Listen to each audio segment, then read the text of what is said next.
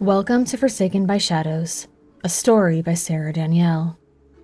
Before we get into this chapter, I want to start with a bit of a content warning. This chapter makes references to female nudity in a more overt way than previous chapters do.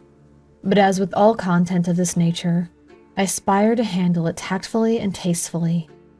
The imagery is never vivid or graphic, but it is still there, and I know people have different sensitivity levels to that kind of content. So brace yourselves, it's coming. With that being said, this is, arguably, one of the most important chapters I have ever written in any story that I've ever wrote. Previously, on Forsaken by Shadows, from Chrysla's point of view. We're beginning to lose hope. I can feel it in my soul. It's all I can do to endure it to the end and take the sanctuary's secrets to the grave, so I keep looking for ways out. Something about our trio of captors has been bothering me. Aside from Mindra's impatience, they seem to be perfectly content, perfectly comfortable. So they must be well supplied. I doubt they could have journeyed here all this way with ample supplies to spare, so they must be using magic somehow. Perhaps a teleportation spell, or better yet, a magic item. Something we can steal, something we can use. But Thorfinn is losing all interest in plotting to escape. He's rapidly losing his strength and vitality as well, and I'm afraid for him.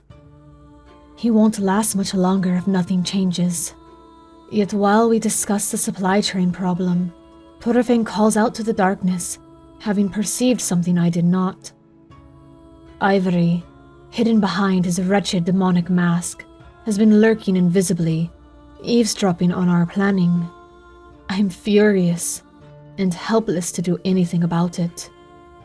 Yet Thorfinn remains calm, inviting conversation, and to my surprise, the enigmatic elf actually entertains it. I ask once more about his motivations, and we enter into the story of the gods.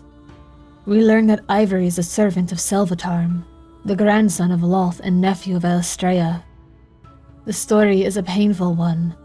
Elistrea had taken Selvatarm under her wing, guiding him to the paths of light, when Loth tricked him and ruined his mind. The deity now lives enslaved to his grandmother, and has set Ivory on a path of vengeance against the followers of Elistrea, whom he blames for not saving him. It doesn't matter what I say. Ivory cannot be convinced with mere words. He despises the Seldarine, both dark and light, and cares little for our faith in Elistrea. He claims she is flawed, unworthy to be worshipped, and when he unlocks the cage and offers me his hand, I can't remember why I'm fighting this battle anymore. If Elistrea is with me, I can't feel her, so I take his hand and accept my fate, so long as I take my secrets to the grave.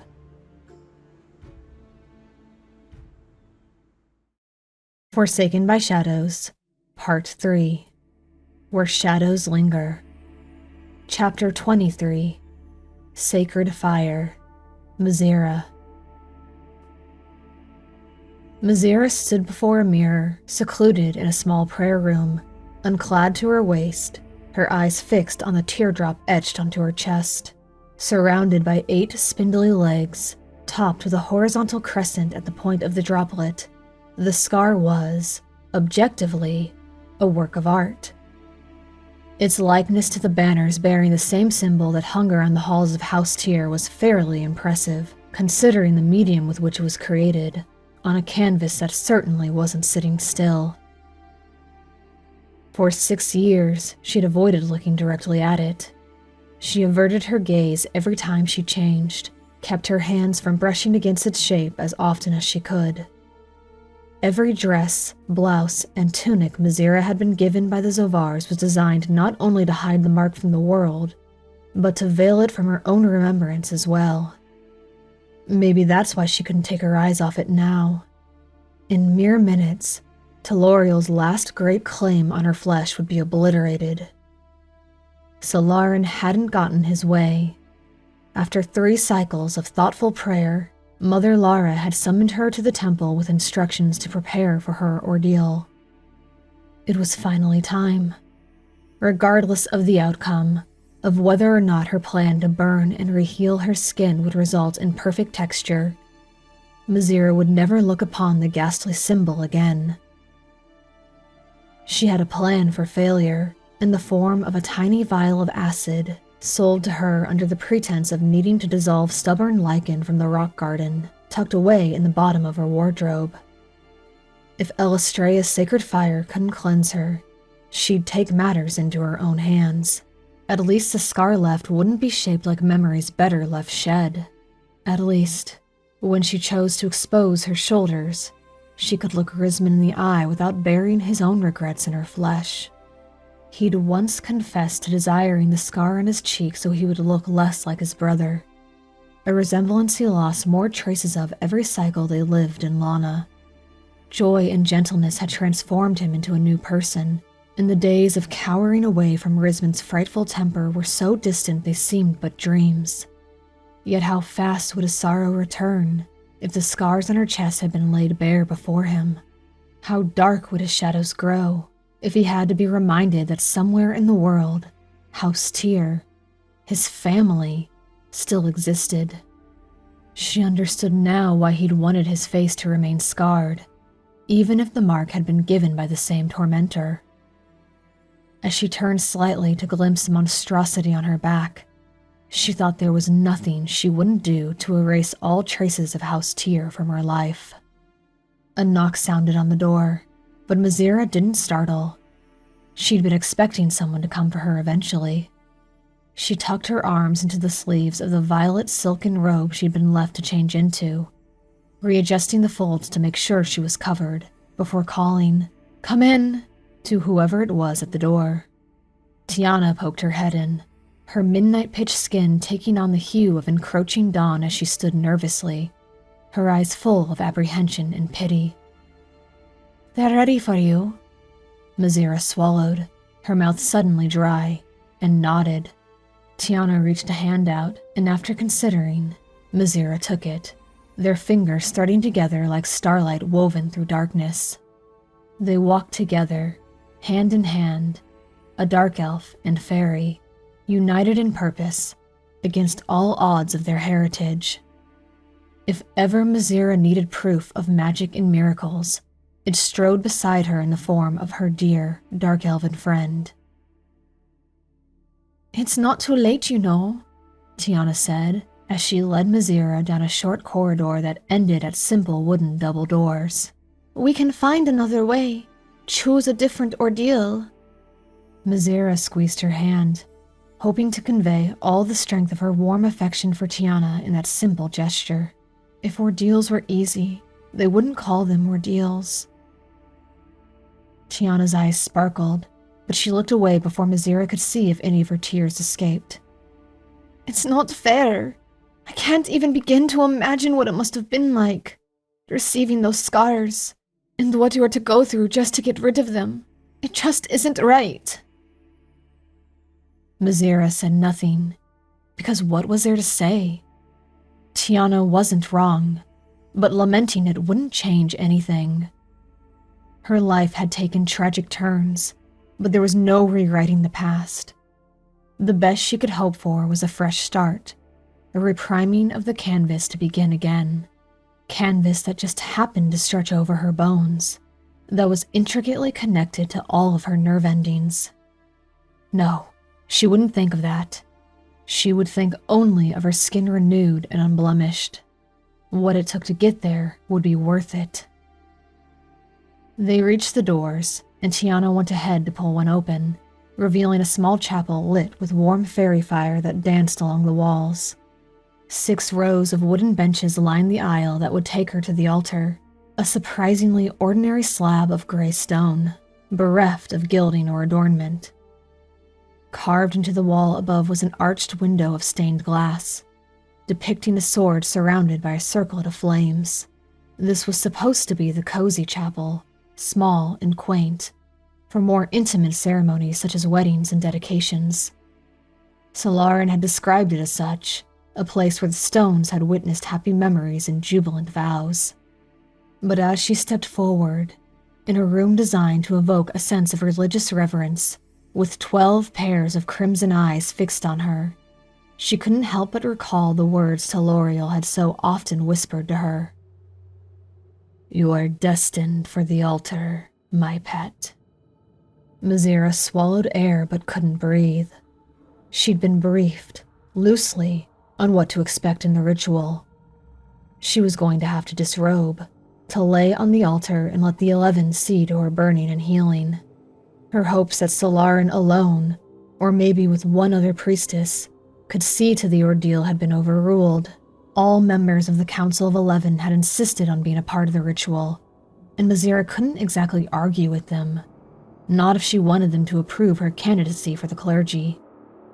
Yet every step she took toward the Songblades walked her back in time. She'd seen the sacrifices House Tyr gave to Loth. She'd hidden in the corner of the chapel as Matron Zatel, flanked by her daughters, carved hearts still beating from chests, as they rained blood on the masonry of devotion. She'd watched it all in horror, at Teloriel's behest, so she'd know what to expect when her turn came. A teardrop on her chest, to remind her to whom she belonged. Her hand slipped from Tiana's, clutching the folds of her robe. A spider on her back, to remind her to whom she was destined. "Mazira?" Tiana's voice sounded distant, reaching through murky waters to find her. Jolted by her name, Mazira realized she'd stopped. Somehow, she stepped forward, again and again, her muscles moving independently from her mind. She halted before the altar, her heart thundering in her ears. The faces that stared at her from the other side of the stone table seemed cold and alien, even though Mazira knew she knew them. Women of the Order, priestesses whom the shadows had forsaken, dark elves who embodied light. They were going to help her, to grant her desire, and maybe allow her to join them. It was just going to hurt a lot first. This plan had seemed far better when it had only existed as an abstract idea in her head. Shaking, Mazira finally looked at those who stood before her and found her gaze trapped by a familiar stare. Surrounded by his song sisters, Solaran stood directly before her, regal in his priestly garb, ready to preside over her ritual of pain, while Mother Lara stood at his side, abdicating her rightful position of prominence as a compromise to Mazira's request to let only Solaran near her with fire. The recognition grounded her back in reality, back in the chapel of Elistrea, not the blood-bathed halls of Menzo Berenzin. And though cold sweat beaded down her spine, the fear of what she was about to endure made manifest. She was finally able to taste the oxygen in her lungs. Solaran spoke. "Mazira." She'd expected his voice to boom, the way she'd come to know it when he gave his formal addresses, but it didn't. His tone was full of gentle warmth, the ghost of a zephyr from surface summers long lost. His gaze mirrored his daughter's apprehension, and something more, something Mazira couldn't identify. "You have marks on your body you wish us to remove. Is this correct?" Mazira nodded, then remembered she was supposed to be impressing this council to garner their support. "Yes, sir," she said, prying her fingers from the fold of her robe and letting her hands drop to her sides. "Show us," Solaran said. The word had barely finished echoing in the chapel before Solaran turned his back on her, and for a brief moment, Mazira's heart ached. He'd turned his back on her scars, as though unable to look upon her pain. Then her cheeks heated as she understood what he was asking her to do. Solaran hadn't turned his back on her in rejection, but in protection of her honor. She was meant to stand before them clad in Elistrea's mantle, a polite way of saying clad in nothing but the hair that adorned her, which wasn't nearly as concealing as the goddess's. Was it wrong that this part of the ordeal felt worse than what was coming? Pain she could endure, but this? These elves were going to see her exactly as she was, each hope dragged from her fingernails. Every cut, every flaw, every bone her curves couldn't hide, despite all the weight she had gained, and every shameful day burned into her skin. They were going to see her weakness, her wretchedness, and know her in ways no one else had. Not even Teloriel had reduced her to such vulnerability, disgusted enough by her appearance as he was. The closest she had come was sharing a room with Tiana and her body heat with Arisman after they emerged from the river. What was it she had said to Tiana? If it was meant to be easy, they wouldn't call it an ordeal. Mazira lifted shaking fingers and tugged the sash away from her borrowed robe, letting the silk fall away from her skin. The women stared at her impassively, studying her with the same curious interest that Mindra once had, when awaiting to see if her newest toxin was effective. But these women weren't Mindra. They had forsaken the way of shadows. "The symbol of my slavery has been branded here," Mazira said, in a voice surprisingly calm. She touched the teardrop shape as if it wasn't obvious. "I wish it to be expunged, along with this." She rotated slowly, showing them the spider that took up the full span of her back. Though she couldn't see their reactions, she heard a collective gasp, a rustling of robes as the women shifted in discomfort. Should she be proud that, in a city where almost everyone bore scars, hers were still considered impressive? Gritting her teeth, Mazira turned back to face the women. "What about the one on your stomach?" The question came from Mother Lara, whose eyes had been drawn to the vertical gash which had once nearly ended her life. Mazira's hand went to the scar, having not even thought of it. Whenever she beheld herself in the mirror, it had never troubled her, not like the acid scars. She considered, then shook her head. "This I wish to keep. I received it the day Elistrea set me free. It reminds me of miracles, not misery." There were murmurs at that, though whether approving or disapproving, Mazira couldn't say. "You understand," said Solarin, with his back still turned, "that in order to remove your scars, we will apply sacred fire to your skin, burning the images away." "Yes." "And we will follow behind with healing magic to right what has been wronged." "Yes." "And you understand that we cannot guarantee this will work." Mazira thought of the vial of acid she had hidden away. Hopefully, it wouldn't come to that. "Yes." "Then come forth." Mazira didn't know how she found the strength to ascend the dais, Tiana trailing beside her. The women moved to encircle the altar. Forge Mistress Alinea spread a black linen over the stone, and Mazira perched on the edge, before swinging her legs up and laying on her back. Another black linen appeared to cover her body, a small comfort in an otherwise miserable experience. At least she didn't have to lay exposed the whole time. Tiana squeezed in between two priestesses, kneeling by her side. "I'll stay with you." Mazira's vision blurred from the violence of her shaking. "No," she said. "That's okay. I'll be all right." "Are you sure?" The hurt in Tiana's voice made Mazira almost change her mind. No, she wasn't sure. She would have much preferred for her friend to stay by her side, but the desire was selfish.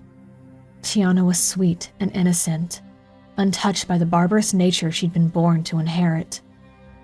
Her eyes had been spared the obscenities of what happened when heat was applied to skin, her nose unblemished by the acrid scent of burned flesh. Mazira would not stain such a precious conscience with what was about to happen to her. "Wait for me outside?" Tiana hesitated, then slipped away. The ceiling above her was vaulted and veiled in shadows, the tangle of light and darkness blinding Mazira to the stone that lay above their heads. Yet though she couldn't make out anything in particular, she kept her gaze anchored straight ahead, trying not to notice the faces of the women as they closed in around her. Mother Lara trailed a hand across Solarin's shoulder before sliding around to the other side of the table. Solarin turned back to the altar, and more than anyone else's gaze, Mazira hoped to avoid his, though he stood by her right shoulder. Solarin, however, would not be ignored. He cupped her cheek and tilted her face to look at him, his hand warm and soft as the silk he wove. "Mother Lara will wield the fire," Solarin said, and though he spoke with the same soothing calm as before, Mazira's heart lurched. She'd wanted Solarin to control the flames. He was the only one she trusted with her pain. "I will wield the healing," he continued, which she supposed made everything marginally better. He was still a part of this, still able to protect her. And besides, Mother Lara was the highest priestess in the order. Who better to control the fire which would cleanse her skin? "I'm ready," Mazira said. The anticipation was growing unbearable. The pallor of Solarin's skin said plainly he was not, but he nodded, his hand slipping away from her face. "For your safety and our own, do we have your permission to restrain your limbs?" Mazira squeezed her eyes shut, trying to ignore the pounding in her head. They'd warned her they would ask this, and she had prepared her answer ahead of time. But now that it was time to say it, the words lodged in her throat. Logically, it made sense. She'd been restrained when her scars were first laid, after all, but that was the choice of an evil, wicked elf. Part of the pleasure of his twisted game. Chains to bind her to a corner, straps to hold her to Mindra's table, restricting her ability to defend herself. But this was not House Tyr. This decision was hers to endure, and no one made it for her.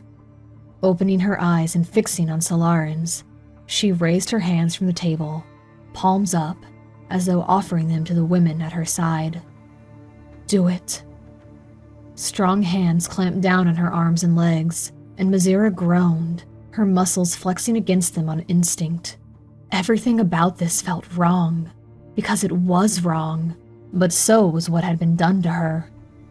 In just a few moments, it would all be over. Sitara stood at her head, lifting a thick leather strap and hovering it above Mazira's lips. Mazira opened her mouth and let her slide it between her teeth, clamping down on it to protect her tongue from being bit. It tasted of earth and death, and Mazira actively avoided remembering that it, too, was made of skin. "So it begins," said Solarin, his eyes full of immeasurable sadness. All around him, the women began a low, throaty harmony. Tears leaked from the corner of Mazira's eyes, the dread of what was to come overshadowing her senses. She tried to let the music sink into her, even tried to catch the tune and hum along, but her shaking made it impossible to hold a note steady. Then came the melody. Mazira knew the songs for Sacred Fire, and she knew the words for Healing Pain. The music that came from Solarin and Mother Lara was something else entirely. A lead line she'd never heard before. Solarin sang a rich tenor lament, his voice weaving in and out of Mother Lara's mezzo-soprano jaunt. It was cool solemnity to her vibrant dance, two strands of songs that should not have blended so well, as though winter and summer danced in a single embrace. Mazira meant to shut her eyes again, to block out the visual of what was to come, but the sacred fire materialized so quickly in Mother Lara's hand that she couldn't look away. Her eyes widened, fixed on the flickering ghost light, her heart pounding to the rhythm of Elistrea's song.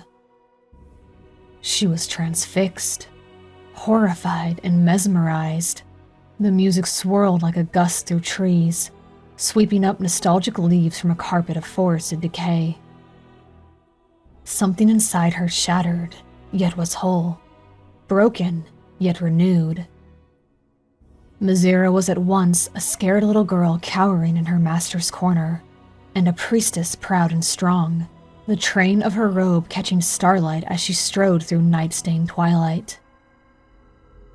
Mother Lara waited until Solaran's hands glowed with golden light, then pressed her fire to Mazira's chest. All sense of wonder and melancholy fled. Fear gave way to agony, and had Mazira's mouth not been full of tanned animal hide, she would have released an unbridled scream. It was everything the acid had been, if the full dose had been delivered all at once. Mazira's throat tore raw as she writhed and shrieked around her gag, her teeth ripping into leather as her body tried to move, tried to rip her away from the wretched altar of her doom. But the priestesses held her fast, humming their harmony lines, and no sooner had the pain reached its zenith than the white fire vanished, and Solaran's hands replaced Mother Lara's, crossed over the sizzling wound. Her tears were no longer leaking, but gushing, as the scent scalded her nose. She lay there, breathing hard, her gaze flicking between Solaran and Mother Lara, hoping to read in their expressions something that would tell her if all this hurt was actually worth it. Yet their eyes held nothing but ciphers, as the conflicting melodies continued to twine from their lips. Someone, Alinea maybe, instructed her to roll into her stomach, and though adrenaline made her muscles so tense it was nearly impossible to comply, Mazira somehow managed it. The sheet was pulled from her back, folding down just above her hips.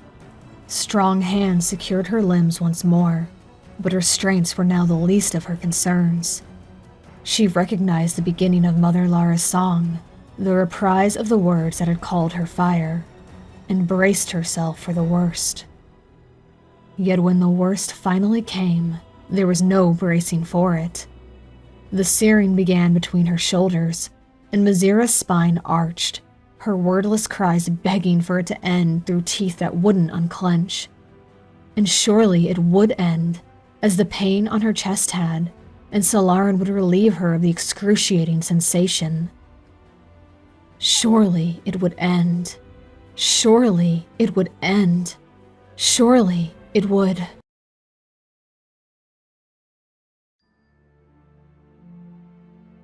She stood in a cavern unbeknown, surrounded by nothing extraordinary, yet feeling completely at home.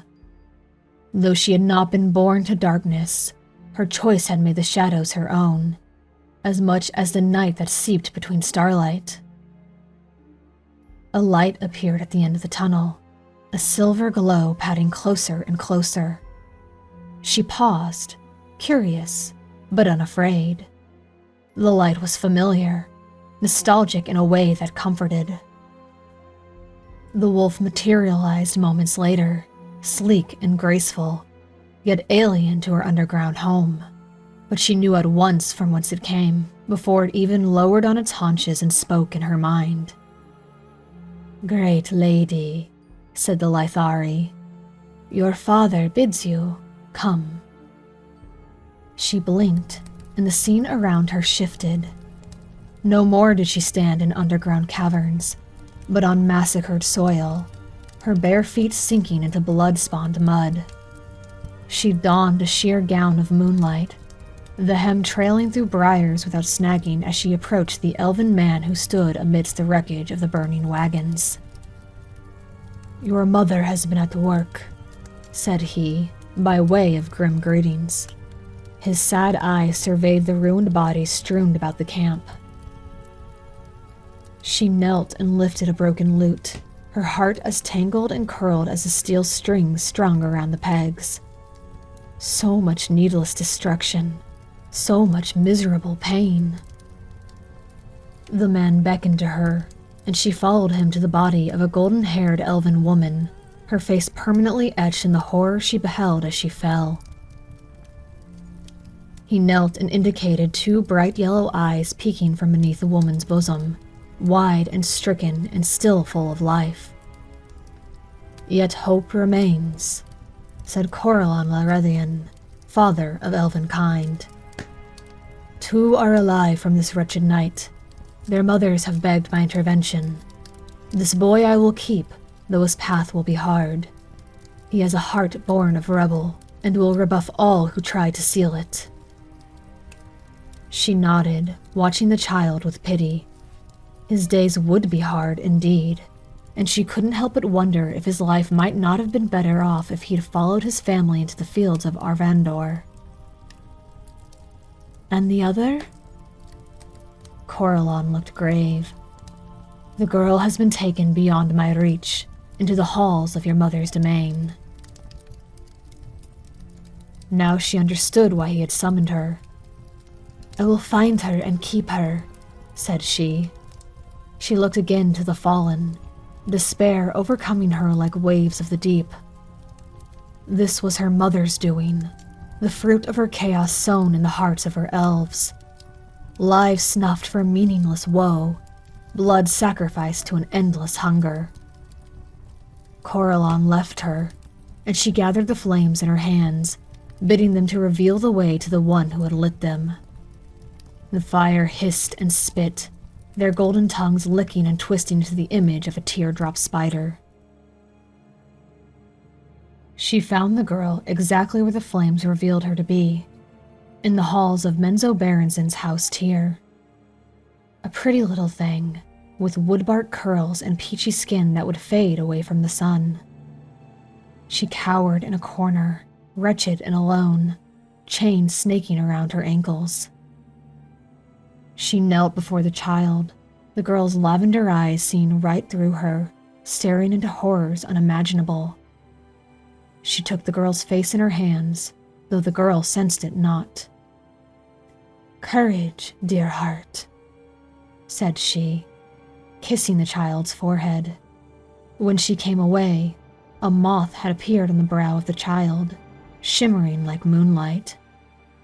It fluttered its wings, and music fell from its feathery dust, songs of comfort and grief. The girl, shuddering, subsided slightly, though her eyes were still distant and glazed. Time passed and the scene changed, though in the halls of House Tyr they still remained. The girl was older now, singing a duet with the moth on her shoulder, though she knew it not as she moved around the idols of Lolth. She felt nothing of the creature who tickled her cheek, except the light it awakened in her soul. The girl came around a spider statue and froze, scurrying away to avoid the notice of the small dark elf she'd accidentally stumbled upon. But it was too late. The boy had seen her, and the moth sensed an opportunity. In the boy's moment of surprise, as he beheld the girl in natural light, the arachnid legs around his soul loosened their grip. They latched on again as he chased the girl away with his words, her healing balm clutched in his hand.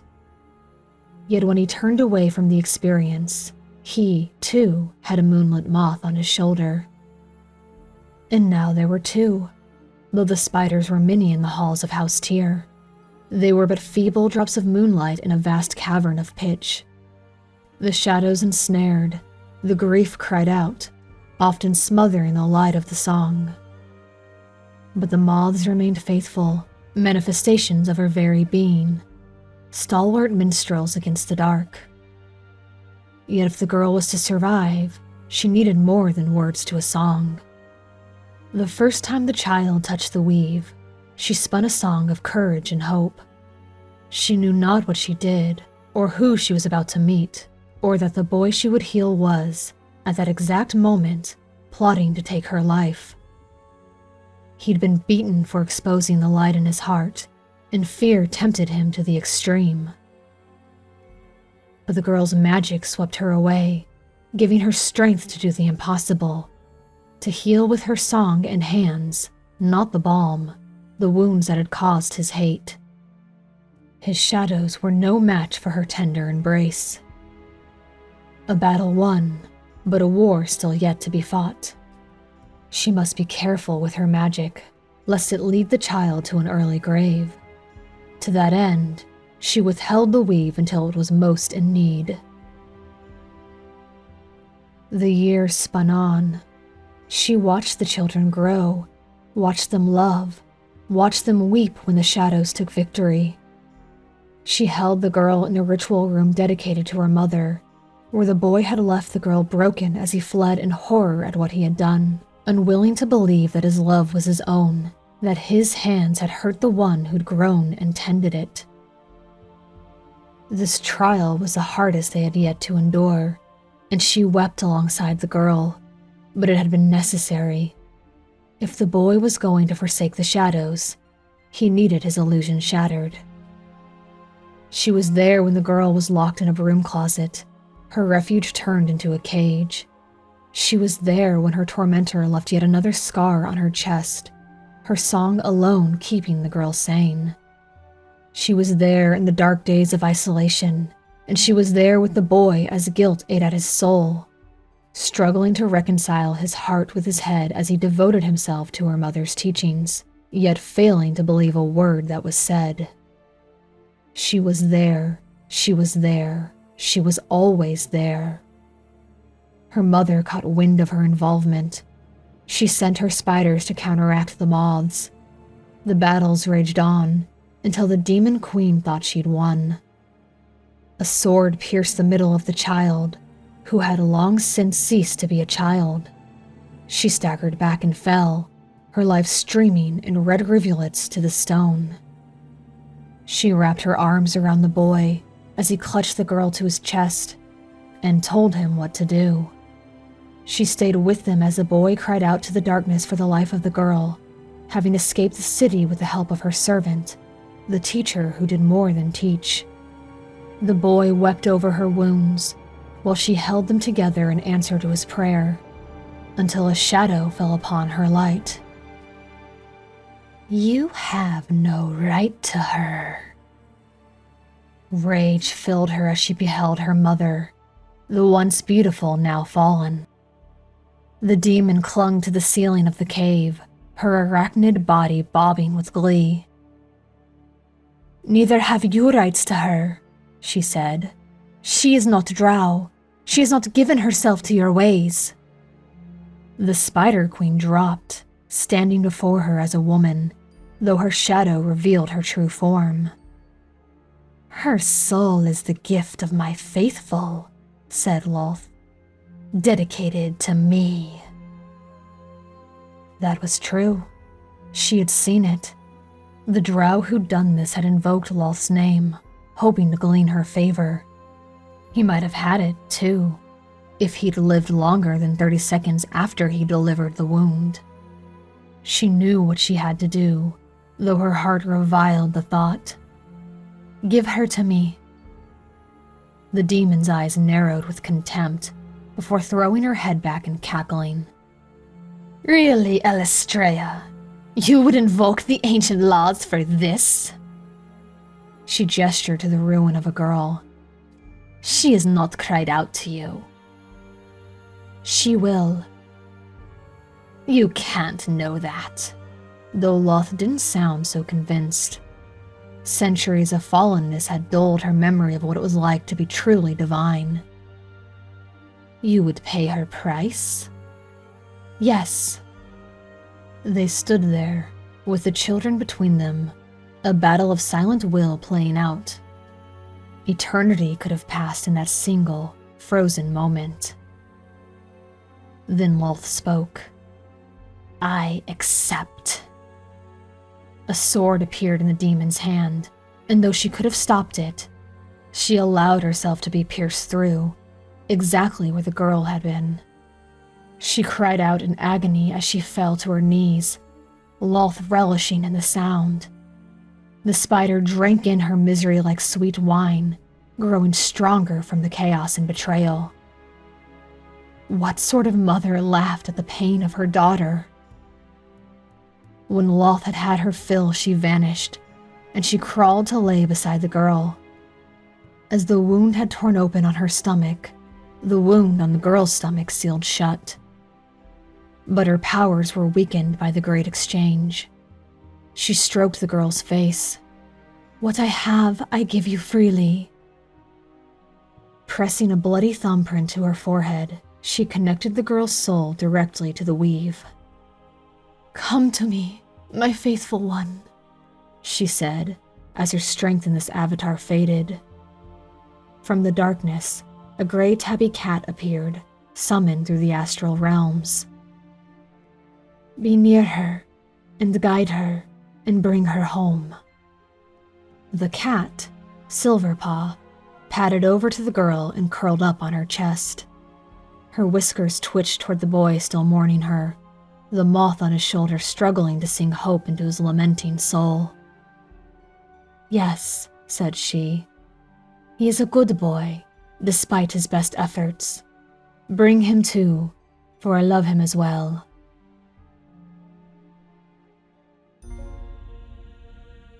Mazira gasped awake, but something was wrong.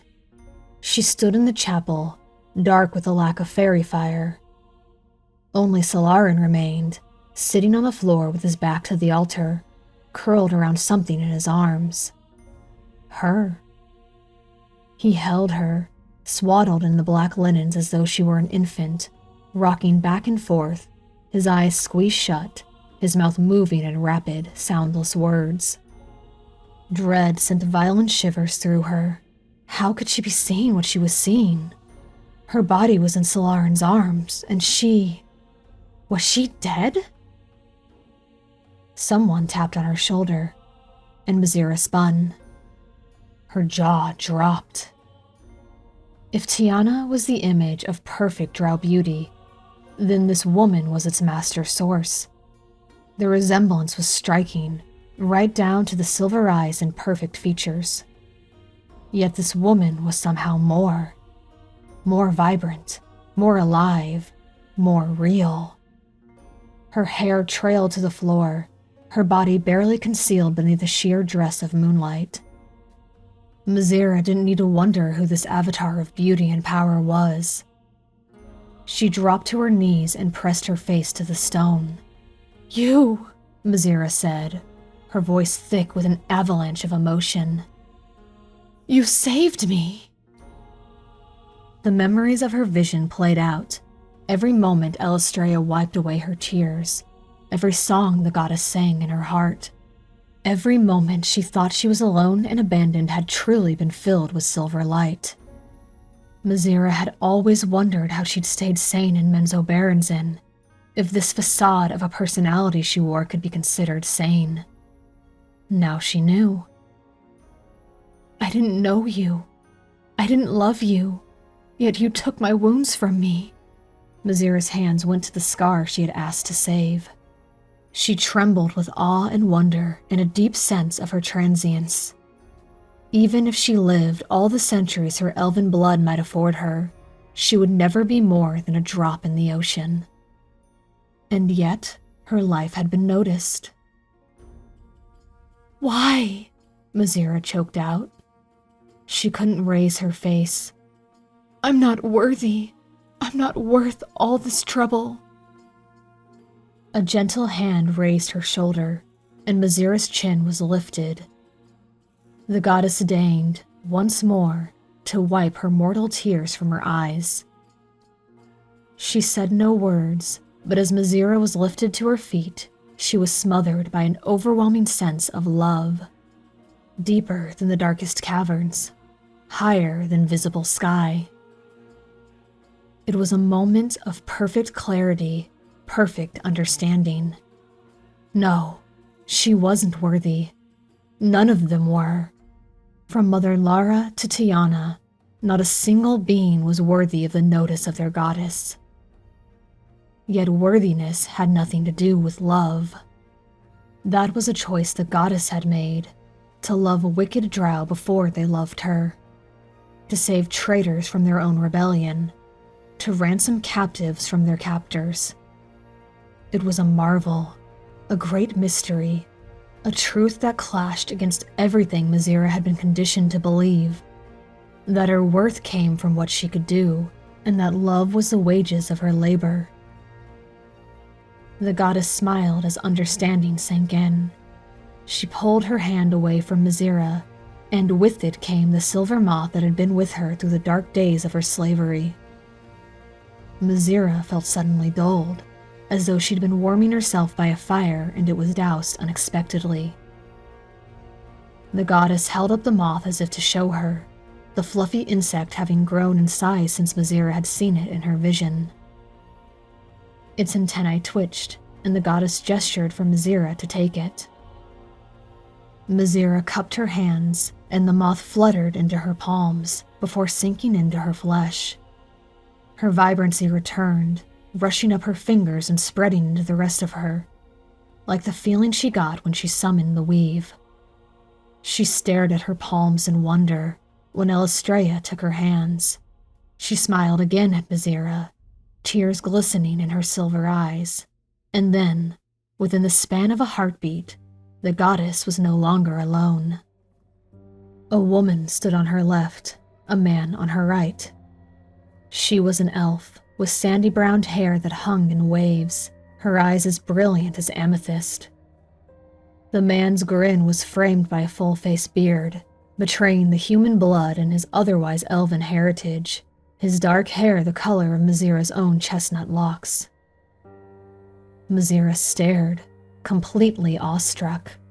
Everything within her went numb as the goddess stepped back. How could she have ever forgotten their faces? They were crystal clear now, beaming with love and pride, and Mazira traced every line of their smiles, every curve of their brows. "Mama?" she whispered, and the woman opened her arms. Mazira rushed into them, too shocked for tears. Her mother folded her into a tight embrace, and a second later, her father joined them.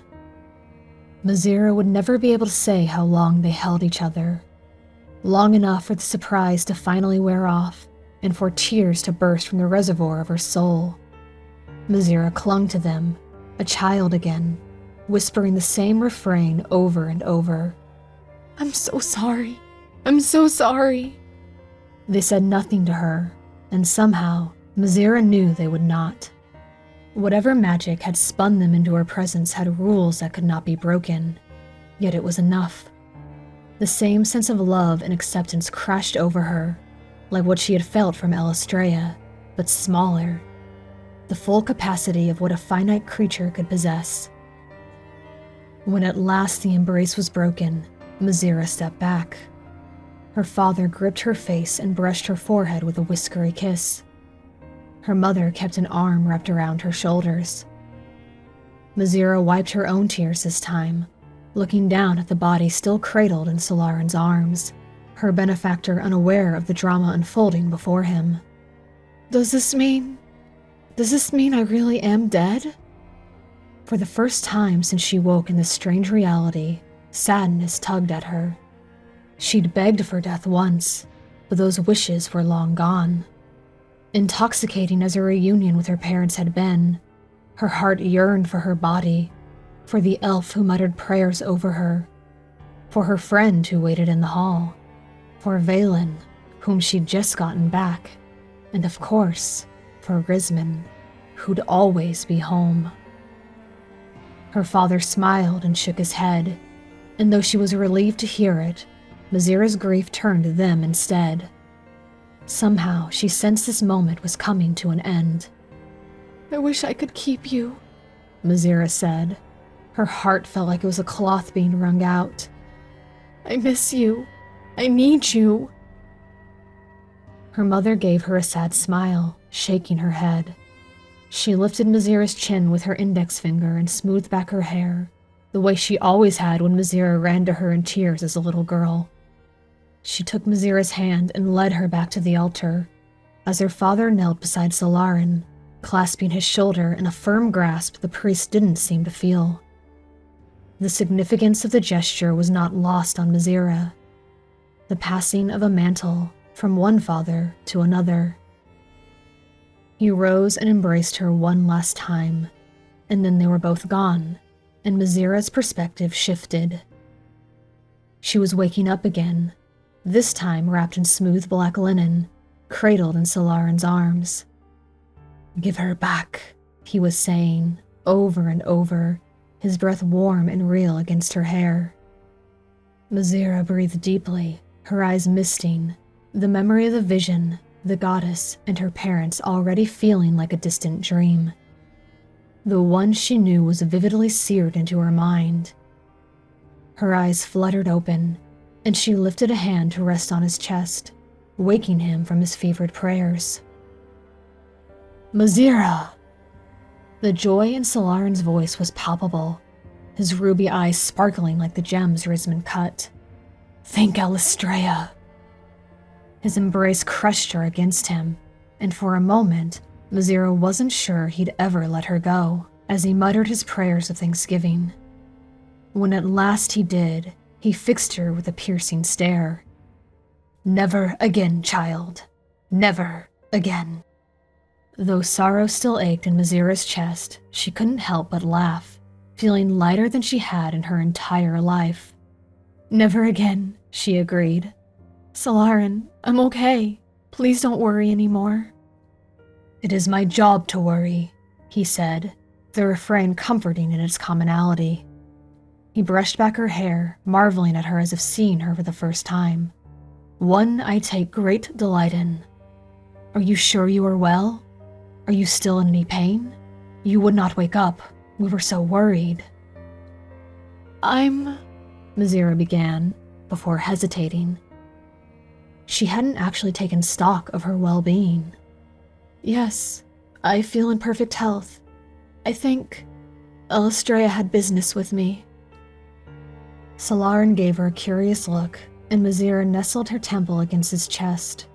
It should have been awkward, her curled up in his lap like a child when she wasn't, but it didn't feel so. It felt the same as it had when her father embraced her, and she knew in her heart he had chosen well for his replacement.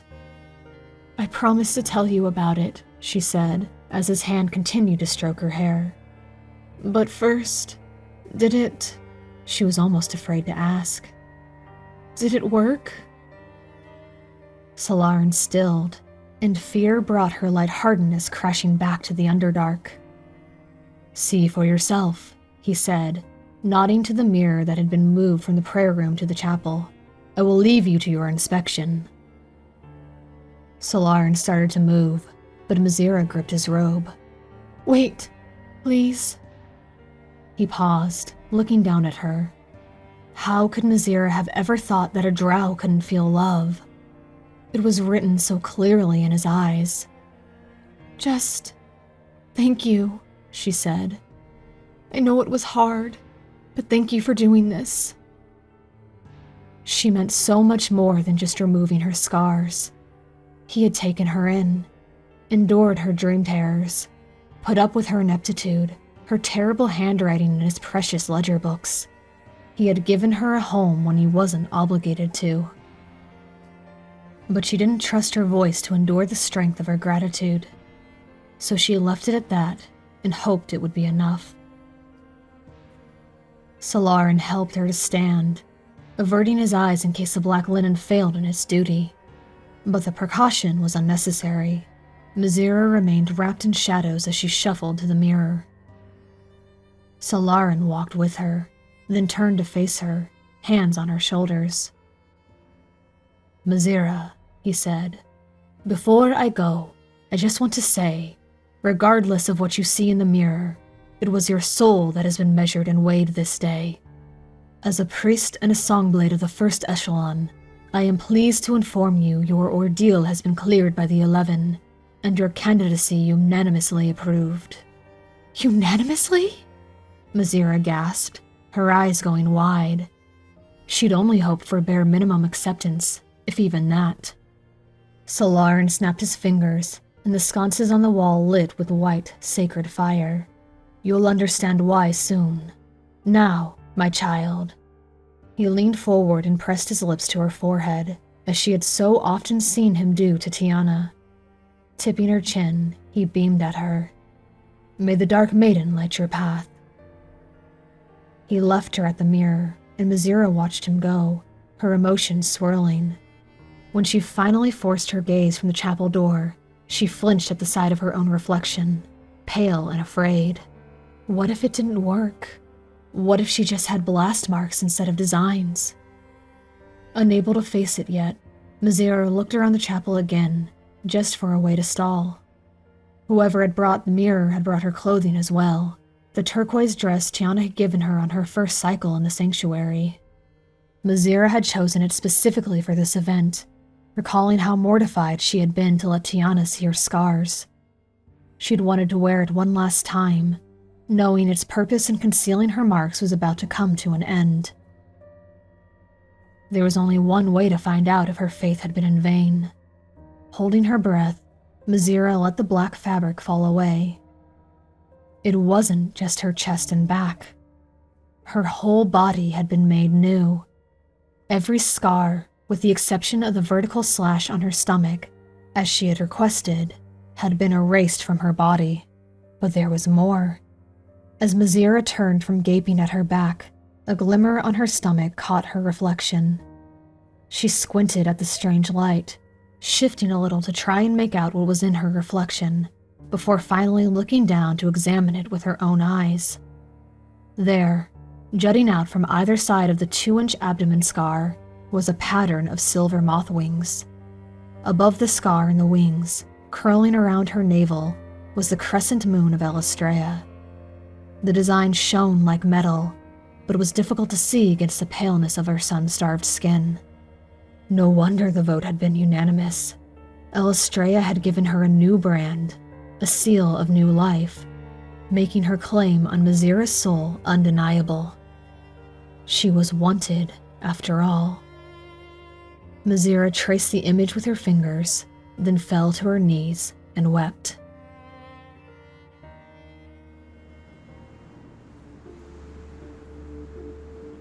Thank you for listening to this episode of Forsaken by Shadows, and thank you to Tabletop Audio and Pixabay for the use of their work in this production.